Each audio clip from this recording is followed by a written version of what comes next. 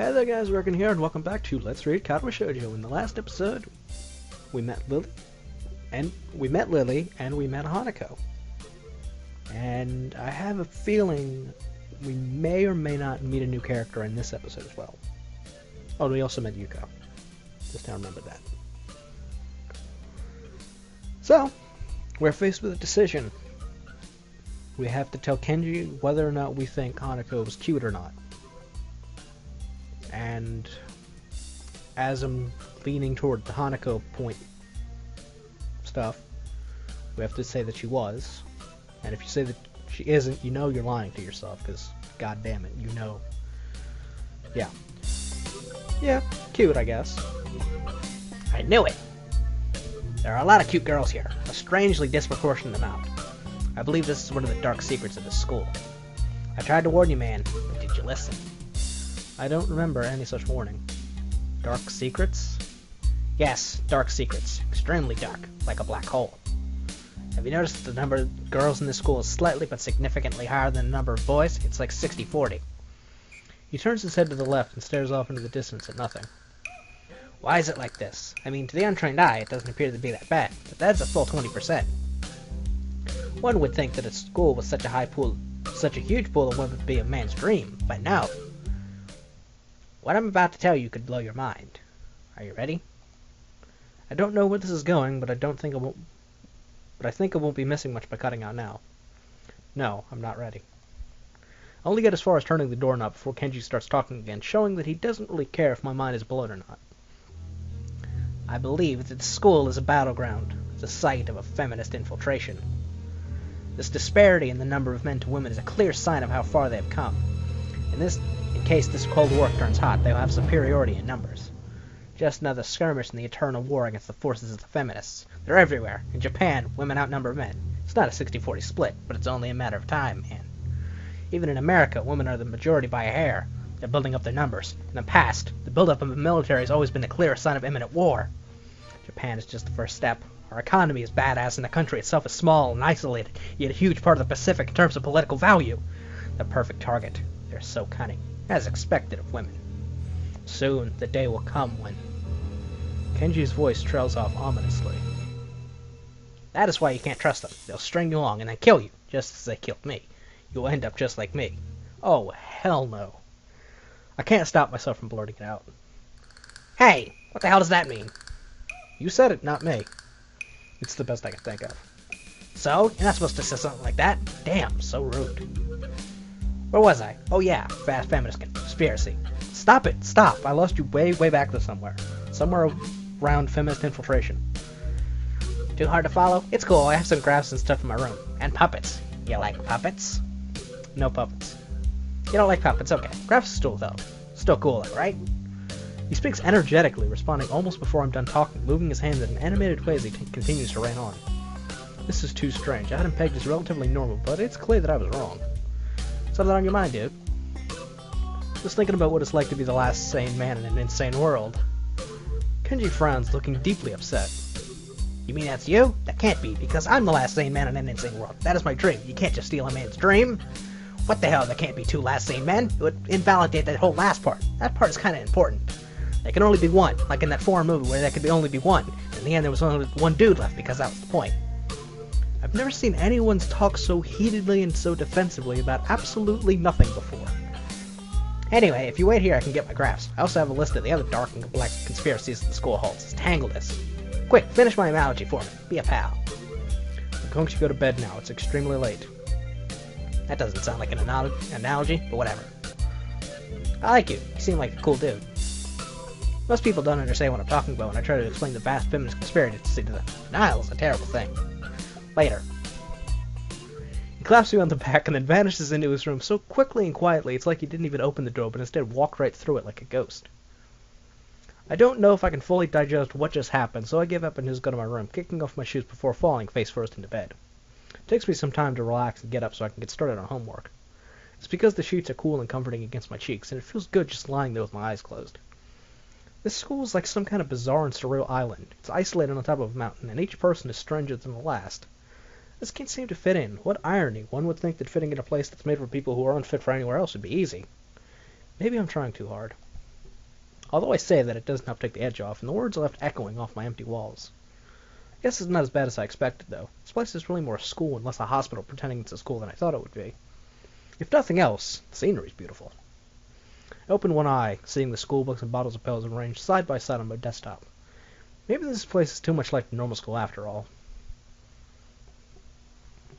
Motherfucking Kenji. God damn it. Motherfucking Kenji. One of the best characters, if not the best character. I feel very tired this morning, probably because yesterday itself was a very tiring day. On top of that, I woke up far earlier than necessary. After saying hi to Shizune and Misha, start doing the work as instructed on the board. It already looks like today's going to be heavy. I don't have a problem with that now, though. Shizune and Misha might jump on me trying to get an answer about whether or not I've just decided to join the student council, even if it's just one day. I wouldn't put it past them to try, and I don't have an answer for them if they do, so the situation is convenient for me. About 10 minutes into class, Hanako walks in and takes a seat, but no one looks at her. The teacher doesn't even comment on her lateness. He does, however, stop us to say that we're going to break into groups again. I turn my head and see that Shizune and Misha are looking at me. Shizune gives me a smile that is equal parts cute and menacing. This is a smile that says, "We have you now. There is no escape." Hichan, it looks like we're together again. Yay, yay! Misha leans sideways while Shizune pushes her desk closer to mine. There really is no escape now unless I were to jump through the window. Jumping out the window isn't the best option, sadly. What's wrong, Hichan? Oh, Hichan, have you been thinking about what you said yesterday? You said that you would think about joining the student council, didn't you? It's okay, Hichan. We're talking about it after you left, and it would be rude to expect you to already have an answer for us this early, right? Right. Ah! I'm so happy you two are able to have a laugh at my expense, and even more pleased to know that you both know how crazy the two of you can be. Now that that's over, Shizune snaps back into serious mode, smacks today's assignment with the back of her hand in an overly dramatic and important way. When I actually look at the stuff, it's mostly just reading. In fact, there are only two problems. I almost want to say something about how her rush to get started seems a bit much, considering the small amount of work. In fact, Shizune probably knows how little this there is, and simply doesn't care. Yeah, it seems like the workload doesn't matter to her as much as the fact that there is work. The actual amount is unimportant. She approaches everything with the same level of ambition. While I'm reading, I let my eyes wander around the room and catch Hanako trying her hand solving the problems. Looks like she's working alone. I can't remember seeing her working with other people before. Thinking back to how shy she is, it's understandable. Hey, that girl over there. Huh? Who, Hichan? Her, Hanako, over there. Does she always work alone? I think so, Hichan. You feel sorry for her because she's alone? I'm just thinking that maybe she could work with us or something. No, I don't think that would be a good idea, Hichan. Why not? Hichan wouldn't get along with her. Why? Misha shuffles around the question, letting out a laugh that sounds very strange. It's nervous, but still has that lilting up and down quality present in everything she says. Just because, Hichan. By now, Shizune has noticed our conversation, and it makes me realize again how Misha has been signing everything she's been saying this whole time. What, Hichan? The friend of my enemy is my enemy? That's so harsh. I'm not going to say that. You said it anyway. I know, Hichan. It's fine if you overhear. I wonder if this is Misha's way of keeping things fair, since without her, I wouldn't be able to understand a thing Shizune is saying, and vice versa. Is that also why she signs all the time, so there's never a conversation Shizune will be left out of? Anyway, we should start on the problems now, Hichan. God damn that Misha voice. God damn. We finished with time to spare, and I decided to ask if there are any alternatives to the cafeteria, as frankly the food so far has been subpar. This sends Shizune and Misha arguing among themselves about their favorite restaurants. All of them are downtown, so I don't think we have time to go all the way there. What about the bill? Are they arguing just for the fun of it? Maybe. They seem so distracted by it that they don't even notice the start of the actual lunch break. I look over my shoulder toward the back of the classroom. She seems to be studying her notes from the previous class. It's an odd sight. Everyone else in class is busying themselves with the lunch break. Socializing, gossiping, rearranging desks, the ones with actual box lunches mixed in and chattering like everyone else, wholly interrupted by short bouts of eating. But when I watch Hanako, it feels like I'm the only one who can see her, almost as if she was invisible, sort of hiding in plain sight. Is she being bullied? Is she isolating herself from the rest of the class on her own accord? I see her look over her shoulder towards the classroom's rear door. Come to think of it, she hasn't turned a page since I've started watching her. I guess she's waiting for someone. What to do? Pretty sure either option is fine.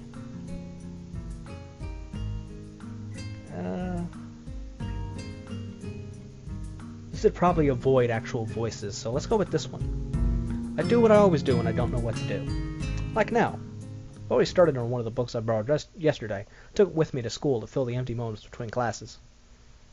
I find the page that I creased a corner of to mark the spot I left yesterday night and pick up from there. Misha and Shizune start arguing heatedly, probably about restaurants still. If I join them, I'd just get caught up in that, or worse, get grilled about joining the student council. Misha isn't speaking aloud since there's nobody who'd need to hear what they're talking about. But why does she tend to sign things even when Shizune doesn't need to understand what's being said, or even more strangely, when Shizune's not around at all? What an odd conflict of habits. I find it hard to focus on the book, and besides, the lunch break beckons me to leave the dullness of the classroom. I do so, heading down to the cafeteria. Misha and Shizune, having come to a conclusion of one kind or another, follow in my wake, though still talking in their animated fashion. Just around the corner of the hallway, something hits me in the chest with the force of a runaway train. We are meeting someone new. Ouch. Gee, I wonder who this is. Opening my eyes, I see a pair of saucer-like green eyes looking up at me. They belong to the perpetrator, a short girl who bumped into me and has now fallen down to the hallway floor. She wears a PE uniform and a very worried frown. The former strikes me as a rather strange thing to have on during lunch break. More striking than that, though, is that she doesn't have legs. Or, she does, but they're not flesh and bone. Her pale and very much flesh and bone thighs end in shins and feet made of some black metallic or plastic-like material. It looked disturbingly artificial and unnatural. It almost makes me forget that my chest is hurting. The girl winces a little, rubs her nose, and jumps up. Aw, man. Hey, you alright? Sorry about that, really. Wasn't looking where I was going, and you just came out of nowhere. Sorry. She's lookingly apologetic in the hurt puppy way of looking apologetic. I quickly forget about being angry or anything, since hurt puppies are my weak spot. It's okay, don't worry about it. Ouch. I say that, but there's a stinging pain growing in my chest, and I know that this is about the biggest possible danger for my condition. Don't overexert yourself, don't forget your medication, and most of all, don't get hit in the chest. I try to rub my solar plexus to chase the pain away, holding my breath in an attempt to hear my heartbeat.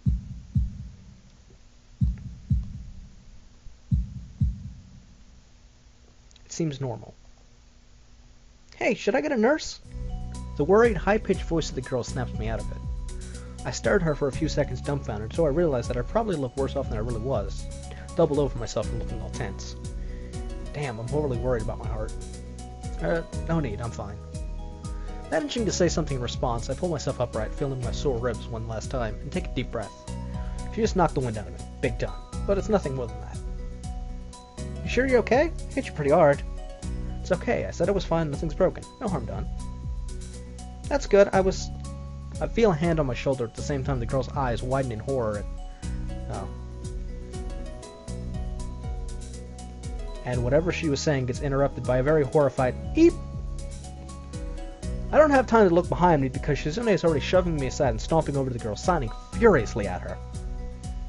Miss Abarazaki, I saw that. Running in the halls is strictly forbidden. Misha translates right on Shizune's tail, but her voice is girlishly playful, not full of the divine fury Shizune's arm movements would seem to call for. Sorry, I was just going to get some stuff and I was kind of in a hurry. You've been told this 1,000 times before. Your reckless behavior endangers other students, and even worse, it's explicitly against the school regulations. The girl blushes and starts to fidget nervously like a little child caught misbehaving. It's so cute I find myself smiling. I know that, I was just... Make sure that this will not happen again, although I'm sure telling you this is futile and only causes me further headache when you choose to ignore the regulations. Got that, Emmy? The small girl sticks her tongue out in response. I gotta go. Teacher have my head. I promised to help with printouts, but I went running instead. Sorry, but I got change and everything. As you may pick up, some voices are a little easier to do at 90 miles an hour. Misha's is not one of the easy ones. Kenji's is. Slightly easier. Before Misha or Shizune or I can say anything, she's already bolted from where she was a second ago, almost halfway toward the stairwell.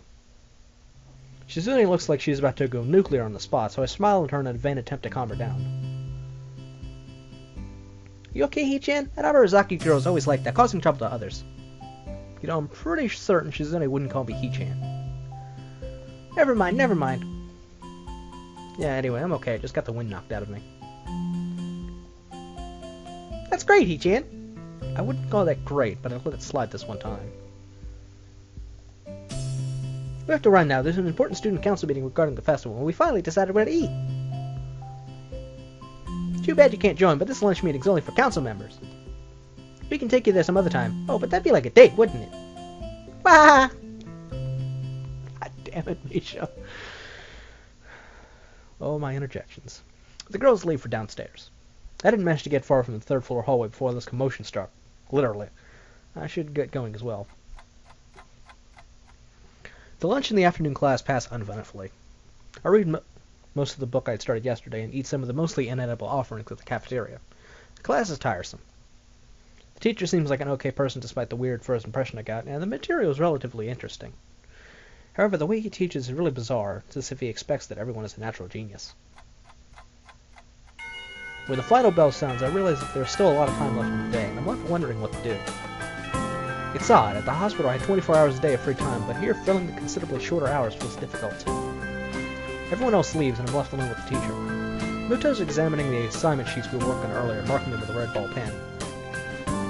Raising his eyes from his papers briefly, he notices me and furrows his brow. What is it, Nakai? I jump at him addressing me, but I guess it's necessary to spark some conversation since there's no one else around. Nothing, thinking about what I'd do after school. The teacher slowly puts the cap on the pen he's holding and arranges his papers into a stack, clacking it against the desk twice. He seems very methodical, and for a brief second I related to Shizune, but the teacher's more unhurried and relaxed, much more routine. You have no plans? No, I consider joining a club, but don't know what kind of club would interest me. Go observe a meeting of someone else's club. Might pique your interest. I guess. I don't know how to continue from there. Mucho looks at me in a way that makes me quickly want to take the words back to avoid a conversation. But I can't, so I have to forge ahead. I just don't know how to deal with people. I mean, the other students. I'm talking to people and everything, so it's not that I'd be isolated or anything. I just don't know what to think about disabilities. It's like, it feels that I'm being impolite if I pay attention to them. It's weird to ignore them. Damned if I do, damned if I don't. The teacher scratches his cheek absent-mindedly, looking very unresponsive. These things are only an issue if you make them. You can talk normally to someone, even if they are blind or something. Try to look behind the student official. There's not a single student here who isn't a normal kid behind whatever they might seem at first glance. He says the same thing as Yuko did.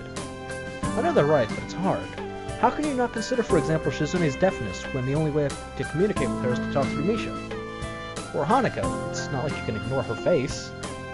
But I'm interrupted by the door of the classroom suddenly slamming open. Teacher!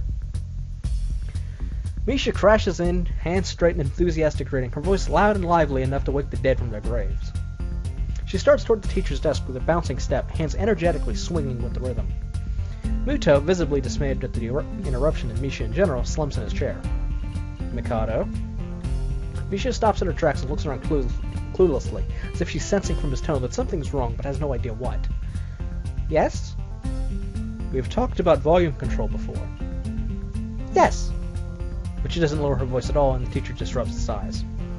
So, what is it? We need help. We're running out of supplies for the festival stands. This is a distress. She waves a pink slip of paper she's holding around. So, get more supplies from the art room. What's the problem with that? Plywood. Plywood is always the problem. Last time we wanted more and there was only a little, but that time we took all of it and went with that. Now there's like none left there, so do you know where there is some? I don't understand. How would I know? Chi-chan, I mean the president thought that the teacher would know if there's plywood. Was she wrong? Muto looks like he's in great pain, frowning with his entire essence, and Misha doesn't get it at all. Looking at the two of them communicate is terrible, like looking at a man being tortured by drilling his skull open while blasting pop music at full volume at the same time. I'm afraid I have no idea if there's any plywood in the school, let alone where it would be if there was any. What should I do? Perhaps try to find Mr. Namiya? I'm quite sure he would know where to find everything you need. You'd have to pry him from his cold dead hands, but that's a different matter. I don't have time, we're so busy. She holds her head with both of her hands, looking as despairing as possible for a person like her. Without even noticing, she crumples the note she's holding against her hair. I shouldn't even be fetching these things. There's so much to do, we're falling behind the schedule. Lucho looks at her gravely and then suddenly smiles. Smiling doesn't really fit his face. I think it'd be better if he didn't. I wonder if you could get some temporary help. He switches to staring at me focusedly, with a hard expression as if trying to say, go make some friends. I guess I can give you a hand. You can? Thanks, Hichan, you're really nice. She pauses, does a double take, and then points at me with a finger, yelping, ah! Looking very puzzled. Come to think of it, what's Hichan doing here? Class is over, you should be having fun. We just had a little chat. Oh no, it's not detention, is it? Are you in trouble, Hichan? No, I'm not. Is Hichan in trouble, teacher?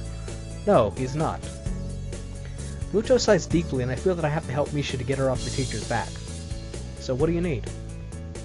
Here's the list. I can try to find the plywood from somewhere if there's none in the art room. She offers me the note she's holding. I take it, hesitating a bit. I said I'd help you, but this has no implications on whether I'm joining the council or not. Aww. Still, thanks, Hichan. Try to be quick. We're in the stall building streak now. We must hurry, hurry, hurry. She bounces out of the classroom, leaving me and the teacher looking at each other with something that feels like a silent agreement. Well, there you have it, Nakai. You have something to do now. Please don't sound so smug. Looking at the list with a number of items ranging from paint to plywood, all written with small, neat handwriting, is undoubtedly Shizune's. I heave a sigh. I'll be going then. Waving the long list limply at the teacher, I exit to the hallway. The classrooms closest to ours are designated belong to classes 3-1 and 3-2 on the right side and 3-4 on the left side, each door looking exactly the same.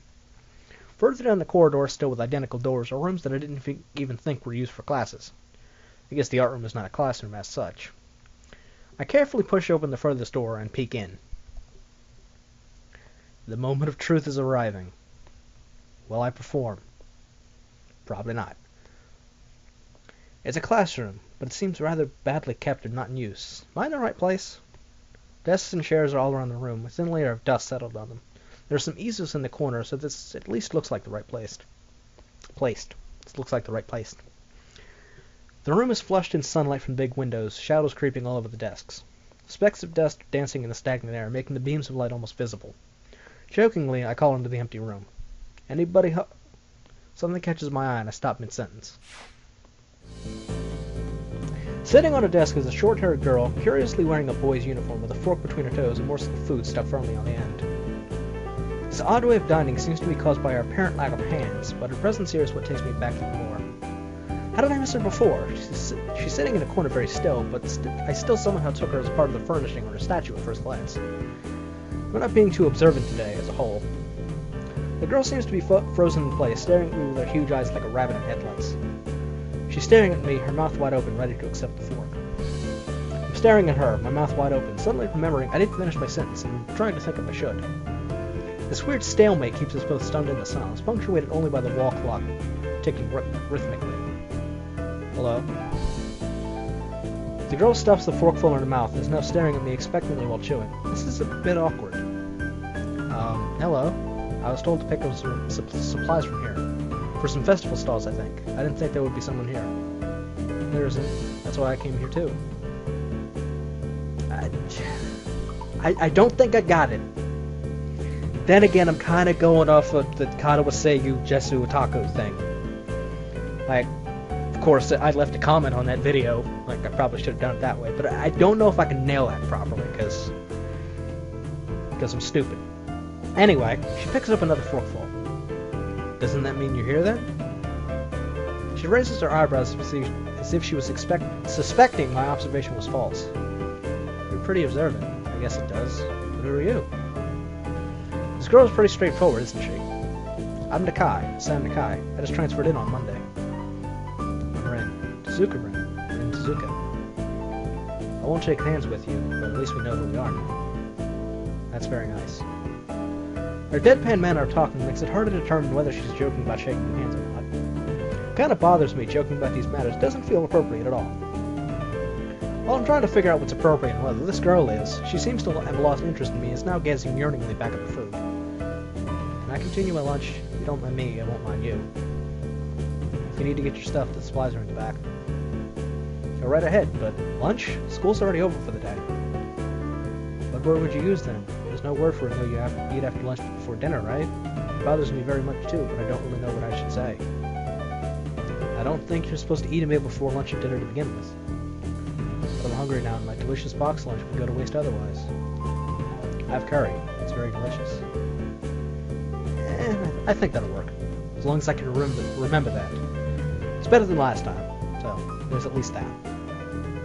With much decisiveness, Ren once again picks up the fork between her toes and with at least as much impoliteness, she points it straight at me. So, Nakai, what brings you to this place? Like I said, I was told to look for these things. No, the school. From outside you look fine. Is your problem inside? I come to a full stop, opening my mouth but not getting a word out. I can guess. I'm good at guessing. Better than most people. Ren cuts me out before I can answer a question or skirt around it somehow. I don't know which I would have done. I froze in front of this issue again. I haven't even told anyone here about my condition. Or maybe it's only because it hasn't really come up. I do get the feeling that not making issues of this is a part of the social code here, as the teacher said. Wonder if the people here could relate. Probably not any better than any normal person could. I can't relate to Shizune's circumstances, or Lily's either. Naturally, while I go through this in my head, Ren keeps considering what my condition could be, with an overly contemplative look on her face. She puts her fork between her lips and leans back, looking at the ceiling as if the answer was written up there. A beam of light illuminates her face from the window set, creating a mask of dark shadow on the other side. I don't think it's anything in your head, and something in your guts would be boringly ordinary, like this lunch of mine, and less delicious. The problem must be in your pants. This messed up Sherlock Holmes kind of statement and the sheer lack of tact it was delivered with catches me completely off guard. I think I might have reeled back even physically as Ren's eyes widened in revelation and astonishment. Revelation. So I was right, there's something wrong with your tackle, isn't there? Still partially in shock, but recognizing the need to reply something, spit out the first thing I could think of. No, nothing like that. I have a heart problem. Arrhythmia. I said it. More like blurted it out, but I said it. The girl in front of me purses her lips together and glowers at me, looking very disappointed. How boring. Trouble in the pants would have been much more scandalous.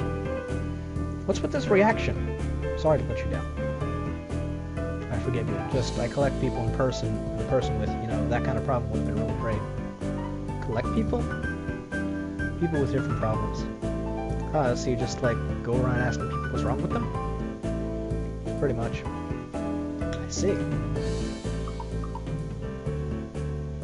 With little left to say, Ren resumes her lunch and the conversation dies away, but I keep thinking about what was said. It's the first time I told anyone else about my condition. All the other people have either known about it already, or heard about it from someone else. Or didn't need to know about it like every other student here so far. Should I have told it as a natural part of introductions? Is it expected of me? Hi, I'm Hisao. I have a very serious heart condition. Is that how I'm supposed to go around introducing myself from now on? As if our disabilities would define us. What a disgusting thought. Maybe this Tezuka girl just has an unnatural interest in such things. As I walk to the back of the room to pick up the items on Mishi's list, a chance opens to study Ren from the corner of my eye. Her hair is a burnt auburn, almost orange, and cropped short. Long hair would probably be impossible with no arms. The boy's uniform and the lack of arms make her look very thin, almost scrawny. She's not particularly pretty, except for her murky green eyes which flicker restlessly from below her short bangs, even when she eats. Distance and the shadows make it seem like they don't reflect sunlight at all, but instead absorb all of it within them like deep wells. She moves her feet almost as deftly as a normal person would use their arms. However, I can see how the sight could discomfort people, especially while eating. It makes me feel a little bit uncomfortable, at least. I hesitate to think about the word unnatural, but it's too late now, isn't it?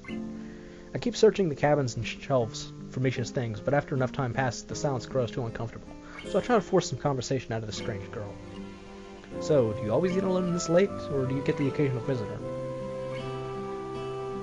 Visitors. Maybe you are my first occasional visitor, but I don't always eat alone either. Sometimes I eat with a certain person on the roof if she's not horsing around. Horsing? She likes to do sports. Oh. And that's all I can think of to say. Both of us fall silent again as Ren forks the last bits of her meal to her mouth. I look down at my haul and double-check with Misha's list. It seems I have everything except plywood. So I think I have all the things now. That's very nice for you. Don't feel obliged to stay. Don't feel obliged to stay. I was about to take a nap anyway. You need to do whatever you're going to do with that stuff anyway, right? Or perhaps you like to watch girls sleeping. Not sure what to make of this, but Ren looks serious.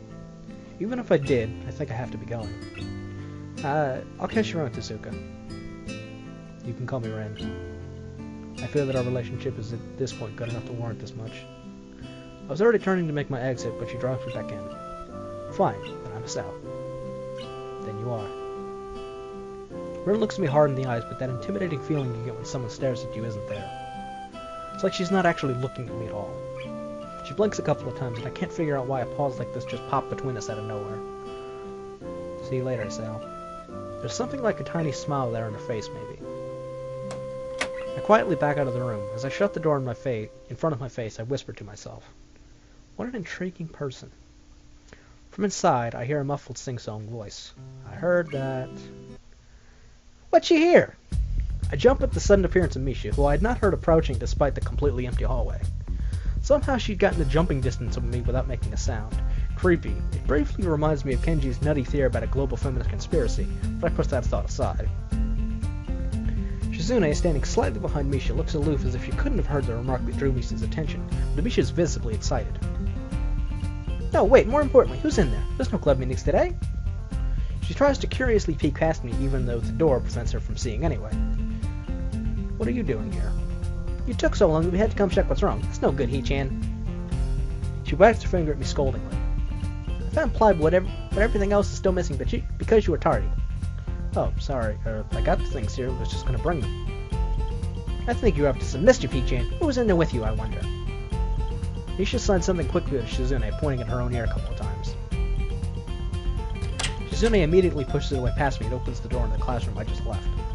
I can only imagine the shock she is experiencing. With Shizune's diligence and attitude, the insolence of daring to deface school property by sleeping on top of it must be too much to bear. And indeed, she stares her in, frozen in place apart from the slight but noticeable trembling of her shoulders from suppressed rage, I'm sure.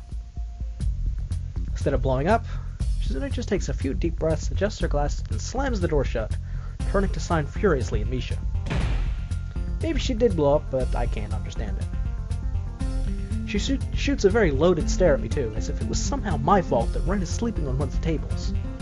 Hope she's not getting any funny ideas about the reason of my tardiness. Hello? Ren's voice comes from the other side of the door, and it takes a few eye blinks to realize she might have trouble opening it. I open the door to find Ren directly behind it, looking at us with a half-interested, half-sleepy face. Hello? Miss Tezuka, what do you think you were doing? You're absolutely not permitted to use school property for such a disgraceful activity. You're suddenly very crowded in here. I didn't know I was this popular. It's hard to say whether she's happy or unhappy about this turn of events. At any rate, she ignores Shizune/Misha's scolding, so they have no choice but to drop the issue. Shizune taps Misha's shoulder, points at Ren, and makes some quick signs. Popularity aside, please don't do that anymore. Anyway, how's your project going? Will it be done for the festival? Ren looks at them blankly, apparently at ease under the pressure Shizune's cold stare is putting on her. I keep wondering about that myself, too. And? We'll think about it harder. As Misha signs her reply to Shizune, her face turns into an unsatisfied frown. Miss Tezuka, please try to take this seriously. It'll be a disaster if the wall looks like somebody threw their lunch up onto it. Ren nods assertively. We'll think more seriously. Misha actually giggles at that, but Shizune doesn't, not even after translation. She just shakes her head, takes the materials from me, and takes off with Misha in tow. Ren frowns thoughtfully as she looks after the retreating student council duo. How rude. It's true, though, I must finish my project before the weekend. There will be dire consequences if I don't. The end of the world as we know it. Like weekends usually are, but more dire. Much more dire. Maybe I'll postpone my nap to unforeseen future. I'm about to ask what project she has and what are these apocalyptic consequences, but she walks back into the art classroom. Since you have nothing to do, would you give me a hand? I think we'll do that in the next video, as we're at about 35 minutes, and I probably should have ended this all 5 minutes ago or so. So, I'm reckoning you, the viewer, give me a like or favorite if you like this video. Leave me a comment down below if you so choose to, saying if you liked the video, didn't like the video, any suggestions you could make, or anything of the sort. Now, if you want to call somebody a feminist or something of the sort, if you want to say lemons, that's totally acceptable, as lemons is the answer to everything, as is the number 42. Don't know why I put that in there, but okay. And till next time. Keep on painting, I guess. Guess that now makes sense since we've met our target. Lemons.